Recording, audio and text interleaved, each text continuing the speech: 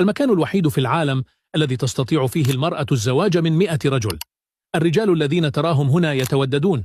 في هذا المكان يمكن للمرأة أن يكون لديها 100 زوج، ورئيسة القبيلة البالغة من العمر 58 عاما قد تزوجت بالفعل أكثر من 100 رجل وسيم، لكنها غير راضية وتخطط للاستمرار في الزواج من مئات الرجال الوسيمين الآخرين لتأخذهم إلى بيتها كأزواج. هؤلاء هم شعب الوداب في إفريقيا، آخر مجتمع أمومي على هذا الكوكب. الرجال مسؤولون عن أن يكونوا جميلين في المنزل، بينما تتولى النساء رعاية الماشية وإعالة الأسرة.